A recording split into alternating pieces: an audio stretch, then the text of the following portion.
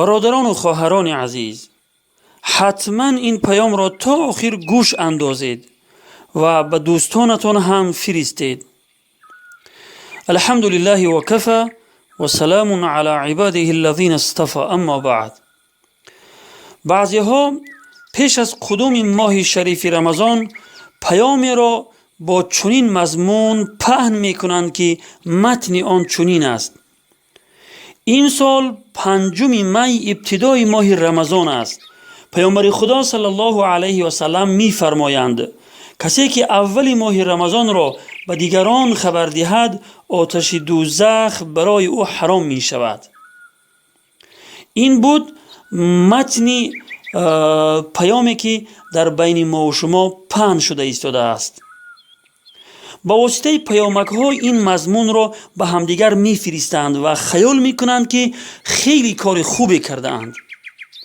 برادران و خواهران عزیز، پیش از پهن کردن پیام یا خبر حتما آن را تحقیق کنید، مبادا بجای ثواب گناه به دوش بگیرید.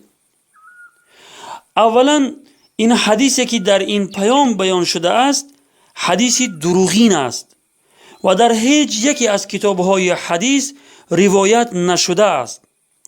علمای کرام این حدیث را موضوع و دروغین نوشتند و پیامبر خدا صلی الله علیه و سلم می فرمایند هر کس سخن دروغی را بر من نسبت دهد جایش را در دوزخ آماده نماید.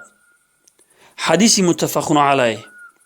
و این معلوم است که پهن کنندگان چنین حدیث های دروغین هم در این وعید پیامبر خدا صلی الله علیه و سلم شامل هستند. به همین خاطر کار ثواب گفته چنین پیام های بی اساس را پهن نکنید و خود را گناهگار نکنید. و دیگر این که معین کردن روز اول ماه رمضان پیش از 1 ماه و یا 2 هفته و 1 هفته و یا کمتر از آن ناممکن است. جستجوی اول ماه رمضان در آخر ماه شعبان صورت می گیرد و در آخرین روزی از ماه شعبان، یعنی بعد از غروب خورشید روز 29 ماه شعبان معین کرده می شود. در فتاوای هندیه که معروف به فتاوای عالمگیری است و در مذهب حنفی فتاوای معتبر است، در جلد اول صفحه 197 آمده است: واجب است که مردم در 29 شعبان به هنگام غروب خورشید در جستجوی هلال برایند، یعنی اول ماه رمضان. پس اگر آن را دیدند فردایش روزه می گیرند و اگر دیده نشد 30 روز را کامل می کنند.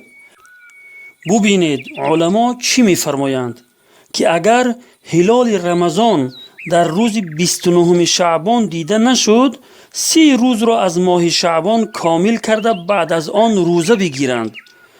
پس این چگونه ممکن است که پیش از 1 ماه روز اول ماه رمضان معین شود؟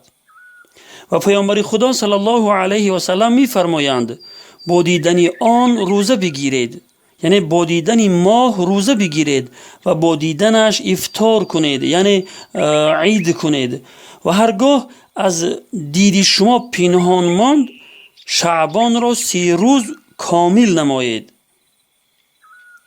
والله اعلم بالصواب والسلام علی من اتبع الهدى.